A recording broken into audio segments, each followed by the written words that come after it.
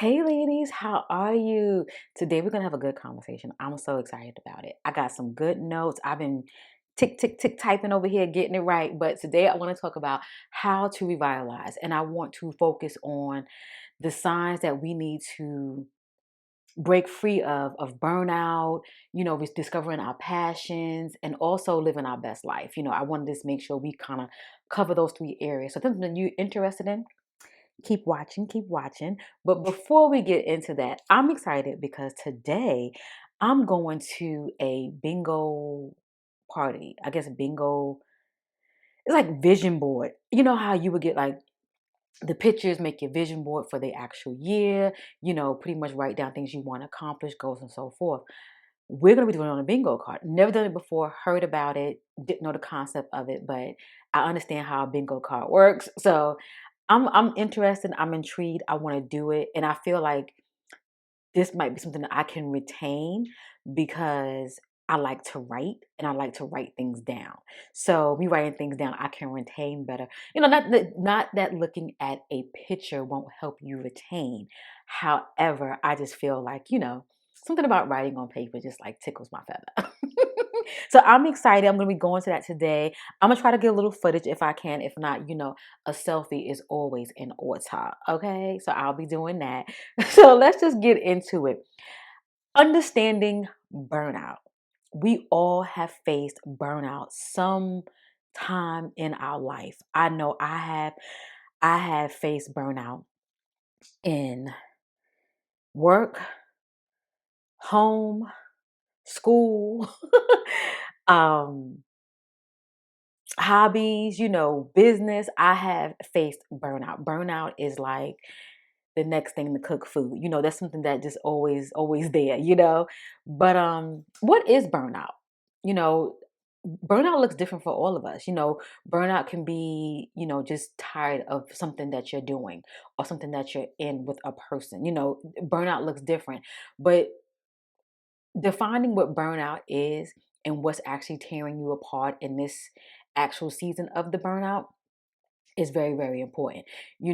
Signs of burnout. It is exhaustion, lack of motivation, feeling overwhelmed, and pretty much, not being happy, well, lack of better words. Like I said, I've been overwhelmed and I have been facing burnout in different areas of my life. And I had to find ways to kind of like get through that because it can definitely weigh you down and then it will stop you from doing the things that you really want to do. Because you're thinking, oh, I'm burnt out. Maybe it's something I shouldn't be doing. Not necessarily. It just can mean that, maybe take a break from it and then you get back to it. If it's something like a hobby or if it's something like work, because, we have to work to pay these bills and live this good old life that we have here in America, right? So, um, what are like some common things for us women over 40? And I just kind of like mentioned it, balancing careers, family, and life changes. Sometimes some of us, we are caregivers. Some of us, we have newborns and having children at a later age. Some of us, changing careers at a later age. Sometimes you stay at a job for so long and you like, look, I'm ready to do something different. I'm ready to turn this new page in my life. I'm not going to say that doesn't spark anything inside of me because I, I love changing careers. Not careers, but changing positions and jobs and getting in new genres. I always stay in the accounting field, but I like to always change and grow because one, what I've learned is if you stay in a position, you're just going to get the normal 2.5. Maybe if you're exceptional, you get a 5, percent raise and things like that. And depending where you work, if you have bonuses and stuff like that, and if it's worth it, depending on your insurance and whatnot. I'm very fortunate. I would have some really good insurance, but sometimes you have to move and jump and maybe do a lateral. Sometimes, doing a lateral might make you go, you know what I mean? To get what you get what you want. But having understanding what burnout is and how do not let it affect you. Because I know for me right now, I'm not facing any burnout, but what I'm facing is I know I will get burnout soon in my life if I don't make some adjustments. And sometimes not being like a fortune teller, but understanding the circumstances that are at hand, like understanding saying, hey, if I don't change this now, I'm gonna be in a real bad place. So let me get this going right now so I won't be in that place. So what are some consequences of burnout? Ignoring that you have burnout. Like, I'm foreseeing, I know when I foresee something coming, I like to be a little bit more proactive. But what are some consequences that you can face? It could take a toll on you physically and emotionally. Start looking worn out, tired, just can't seem to get it together, not caring about your appearance because you're just like, yo, I'm just burnt out. I'm burnt at both ends of the wick. It can impact you if you are burnt out at home, it could impact your career. If you're burnt out at work, it can impact your home. It can impact your relationships. It can impact your self-esteem, i.e., how I just mentioned, you're not caring about how you look and whatnot. And that's something that is very, very important to me is my physical and my emotional, because that's my inside. We can have this looking one way, but I feel like if your inside is not good, you can look good all day on the outside. It will eventually exude out. That's in my opinion, because I have definitely saw that even in myself at some point of my life. You have to take care of yourself. So let's get into discovering your passions. Okay, why discovering your passions is key? Like, why is that important to revitalizing yourself? Sometimes we sit back and we focus on, you know, home, you have children, you have a family, you have your career, but sometimes you have to sit back and focus on things that make you happy. Coloring might make you happy. Knitting make you happy. I know for me, this makes me happy. I ain't gonna hold you. I'm not gonna hold you. Having my podcast, having my YouTube channel makes me happy. If social media went away, and I mean like something like Instagram, TikTok, um, LinkedIn, I don't really use LinkedIn like that, but I do have one.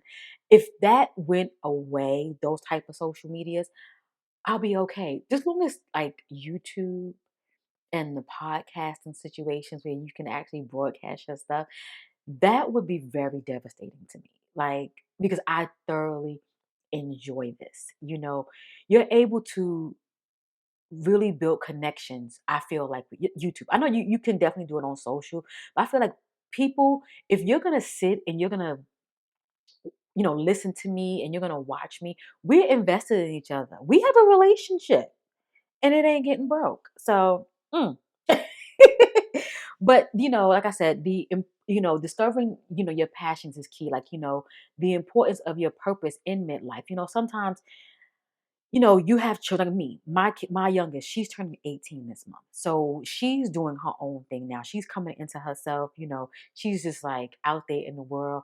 My oldest, she been out there in the world. So it's like mama can have a good time now. Mama can really focus on herself. And that doesn't necessarily mean like me going out partying, nothing like that. No, focusing on me, discovering things that I really like and discovering things that make me happy. I could tell you one thing right now that really, really makes me happy. And that's why I'm in the predicament that I am in now with these 15 pounds. I like taking myself out on dates. And I was so afraid of doing that. I was so afraid of like going somewhere, sitting down, having a meal, even if it's at the bar or if it's at a table by myself. I used to be so, so afraid. But now it's like second nature. It's like me walking into Sephora, picking up a basket, or them they saying, hello, how can we help you? I'm good. Thank you. Not rude, but thank you. I'm good. I'm just browsing, looking. You already know what you want because you know where you going in there. Get my basket and I'm going. That's how I go. I go into a restaurant and if I see the restaurant is crowded and I see the bar looks kind of good, I said the bar, I have me a meal, I have me a cocktail, have me an appetizer. I might have a whole spread in front of me at the darn bar. And I'm into myself. I was just talking to a friend of mine today, and we were just talking about like romanticizing your life. And I told her that's what I do. At one point in my life, clearly did not do that. Did not do it. But you know, you have to find things that really, really make you happy. And pour into that so you can really, really be who you are at this time of your life. we are totally different people. Think about it. You might have had kids in your 20s, you might have had kids in your 30s, in your 40s, and where you are now might be totally different. And even if you are in your 60s right now, what you did in your 40s, you might not be doing that right now. So you just I'm getting too like, ugh. You just evolve. I feel like you can evolve freaking every week if you want to. You know, there's something that goes on in my life that are so amazing that I don't even share. We all have hardships and things like that, things that come into our life, and you're like, oh God, why did this happen? But we have a lot of good things that happen too. And I feel like who I was, say, 4 months ago, 4 years ago, 4 hours ago, you just different, So finding ways to, reconnect to what excites you can really revitalize your life. It might be playing tennis. You never know.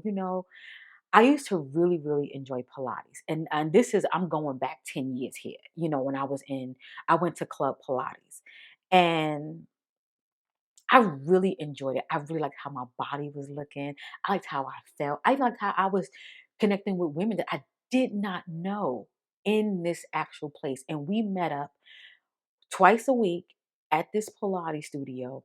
And we would be chit chatting like, "Hey, girl, this that." No, but I mean, I know for me, I never had any outside relationships. Like like went to somebody's house and we talked on the phone. But when we were there, it felt really, really good. So I am thinking about doing Pilates again because I have to do things that's going to help my health. I ain't gonna hold you. I have to do things gonna help my health versus me doing something. If I might get into coloring, I think coloring is nice and calming. That's something that I can do later on because that helps with hands. It helps with mobility and things like that, and also helps with eyes, keeping your eyes in the left right movement. So those things, and playing like games and stuff. One thing about me and my children, we play a lot of board games. If it's Thanksgiving, if it's Christmas, or if it's just us just having a good time, we will pull out a board game in a minute. We played this board game. It was like a generation game. I don't know the name of the game. If I find it, I'll put it somewhere so we can talk about it later.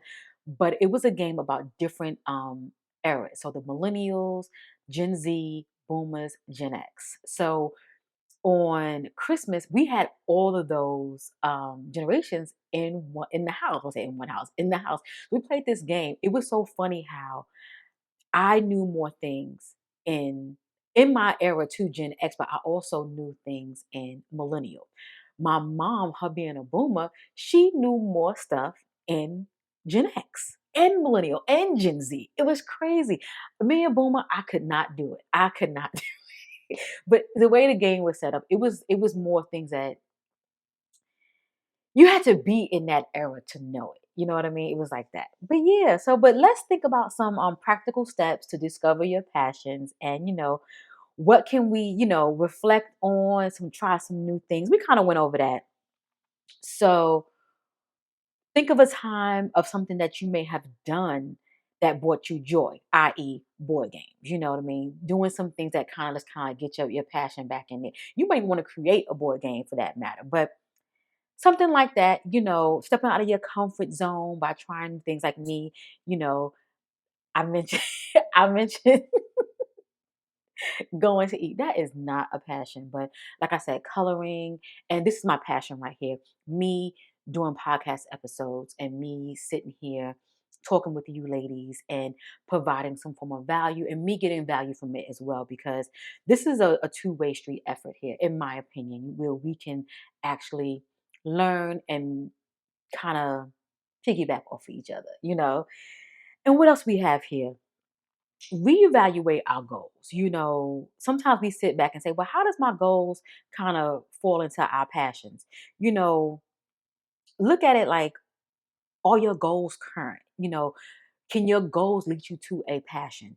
Sometimes we sit back and I know for me, I'm like, okay, well, I want to lose a certain amount of weight. Going to the gym is not a passion for me. Going to Pilates is not a passion. It's just something I enjoy doing. But you never know by you looking at your goals, maybe becoming a gym junkie might be.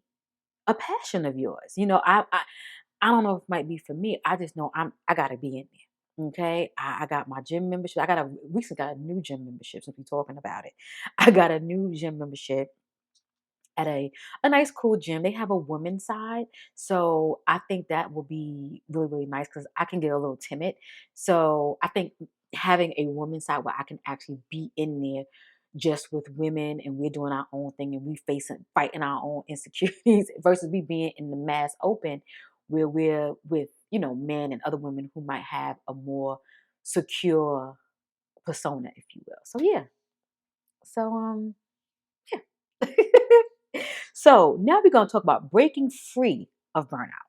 You know, Sometimes we can get caught up in burnout when we feel we just stuck.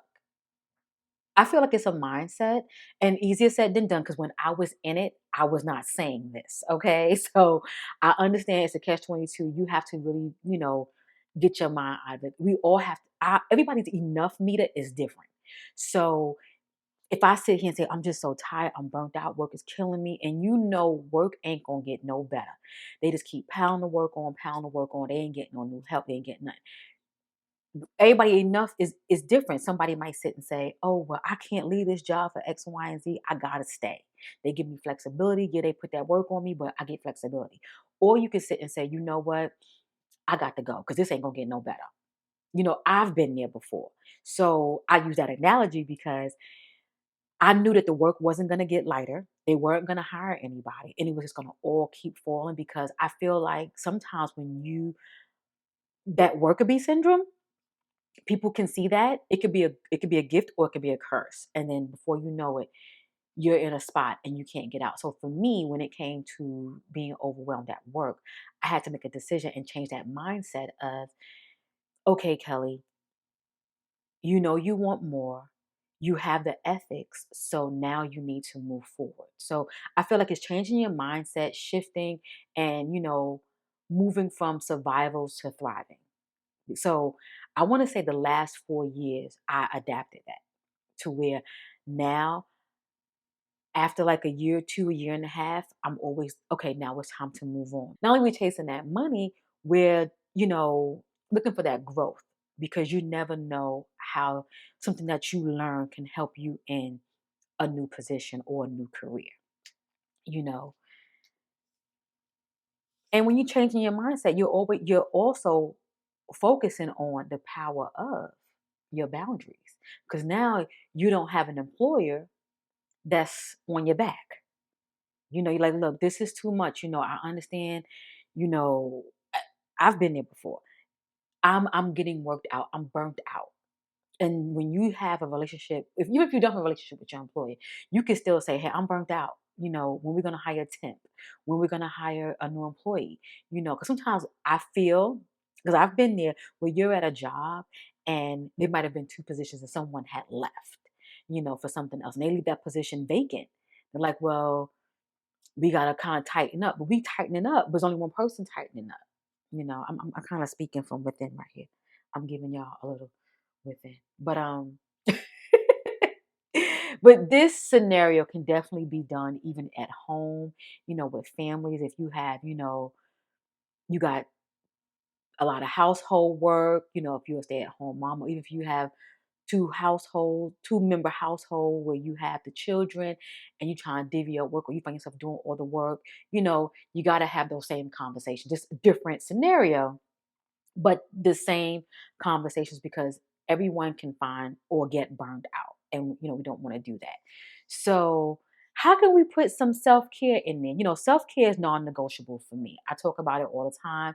And I feel like I'm going to always instill that in probably every episode that I talk because self-care is important. If you don't pour into yourself, you can't pour into others. And I see how I am now that I am pouring into myself and how I can show up differently for others. Before, I didn't have the bandwidth to do that. Self-care wasn't even an option in my life, especially in New York. When I live in New York, I really got into self-care, I want to say about really, really hard. I started, thinking about it about 4 years ago, but really, really hardcore pouring into myself. I want to say the last year or maybe a year and a half pushing it. But the last year, I really got so hard into it. I was more focusing on mindset because I was going through a lot, especially when the pandemic had hit. So I was about 4 years because when I really had to figure out how that looked. Because I never had it before. I didn't know how to do it. I sit back and think about how I may not have shown up in places because I couldn't. I couldn't show up for myself. You know what I mean? But you gotta pour into yourself. You gotta pour into yourself. So let's talk about the self-care. Self-care is non-negotiable. We have to figure out a nice routine that will help refuel us. I feel like morning routines and evening routines can be nice and can be overrated, depending on how you do it. You do not need to have a 15, 20 step morning routine to get it going. Okay? You don't need that to go to bed neither. Do you pour in yourself a little bit more at night? Yeah. But in the morning, you still have to pour into yourself some way, somehow, because you don't want to pour into yourself. You don't want to not pour into yourself and then you go into a job and you giving your job 100%. You're gonna give them 100% anyway, but you gave yourself 10% this morning. You done jumped up, you half late, trying to get this out your eye, washing your face, put your clothes on, taking your shower, you know, may grab something to eat. Now, if you got a kid involved, you gotta get them where they got to go. And you haven't even once sat down and said, whew, just be present. And that's something I never did. Just being present. And even if, we may lay in our bed, look at the ceiling, look out the window, look at the wall, but just kind of like just literally like sitting up and being like, wow, being present. And just like thanking the universe that you can do this for yourself. Game changer, game changer, In saying all of that, let's talk about some practical action steps. Identifying your burnout triggers, what is actually draining you. Setting some boundaries, saying no. I don't have a problem with saying no. No is like the first word these days. And not even feeling like saying no is a bad thing to where you're hurting someone's feeling because you always said yes. You got to take time for yourself because let me tell you something. If you don't take time for yourself, I've seen it in many times. I can't even get it out. My voice getting tired up here. I've seen it so many times before, especially in, at the workplace where people have passed away and them positions get posted. And I'm not saying they're supposed to let the job just sit there and make a shrine at your desk or nothing like that. No. But it's just letting you know that time goes on, things go on, and you have to put yourself first because you don't want to feel like, damn, I didn't take time for myself and look at me now. I can't even do for myself. You don't want that. So yeah, setting boundaries. And it's kind of like slowing down and taking that time for yourself. That burnout, taking those breaks, disconnect from them stressors, recharge yourself. Like I mentioned before, home, work, relationships in any sort, romantic, non-romantic, they can be stressors. Sometimes figuring out life can be a stressor. So figuring out how to break free of all of this. We're gonna break free of all of this. So now, how are we gonna live our best life? How are we gonna live our best life? We're gonna embrace change. That's the key first thing, embracing change and understand that we're in formation, we're in transformation, if you will. We're not the same, and we don't have to be the same. Sometimes we get to a point like we're like, girl, this is where I am. My 20s, I did X, Y, and Z. In my 30s, I may have shook a little something, but now I gotta sit still. You can sit still, but you can still pour into yourself. You have to, you have to, you have to. And you have to focus on what matters. Sometimes control what you can, not what you can't. Another one of my favorite ones. Control what you can, not what you can't. I'm telling you guys things that I've went through. That I've went through in these last 5 years or so. And I got some stories from, the past and whatnot that took me out. But when you have that strong personality or that strong mentality, sometimes it's just like you just overlook things. You just overlook it to where you're just like, nah, whatever. It just happened. But focus on what matters. Realign your life with true values, and that's within your career. Don't be walked all over. Don't get burnt out. Do what you're supposed to do. Now, if you want to get a promotion somewhere, you know, let your boss, supervisor, know, or if not, just change the job in general. Relationships, communication is key. That's in romantic, platonic, friendships, anything, communication is key. And I really feel like as I've gotten older, me understanding with, what is it called? And I said it before, uncommunicated expectations. I've had so many people had expectations of me on how I should have been in certain relationships, but it was never communicated to me. A lot of it was if that person was like that, they felt I should have been like that. Or if this is what they thought, I should have thought it was common sense. Again, uncommunicated, uncommunicated. Health, again, gym for me, gym might be for you too.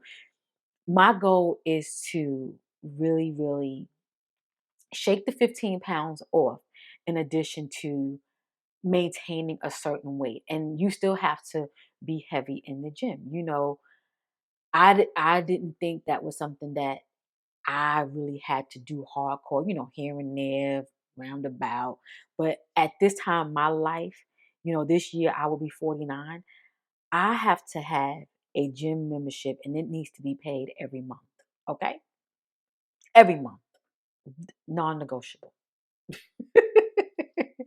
So, to wrap this up, I just want to kind of summarize what we talked about, breaking free of burnout, rediscovering our passions, and living our best life. I want you to think about what we talked about today and how you can revitalize your life and to avoid burnout. Dig into your passions, find a happy place for yourself, and don't let other things consume you.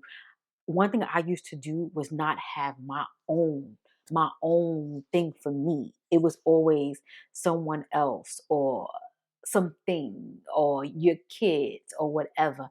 And I'm happy, better late than never, that I can appreciate having me. And it feels so good. It feels so good to have me because you don't realize at during that time. And we're gonna talk about society norms. We're gonna talk about, what was embedded in my head and what may have been embedded in your head as a young girl. And even if you go through heartaches and things like that, don't worry about that. Just put a band-aid on it and just keep pushing because you have to be with society norms. Girl, we gonna get into it. We're gonna get into it. But not right now. We're gonna get into it. But I want you guys, if you are new, go ahead and subscribe or hit follow on your streaming platforms. Hang out with your girl. If you're on YouTube, follow. And I am on Instagram. I am Kelly B, and we have a Instagram for the podcast, which is We Age Graceful. Links will be in the description or in the show notes. Ladies, I truly appreciate you, and I will catch you in the next episode.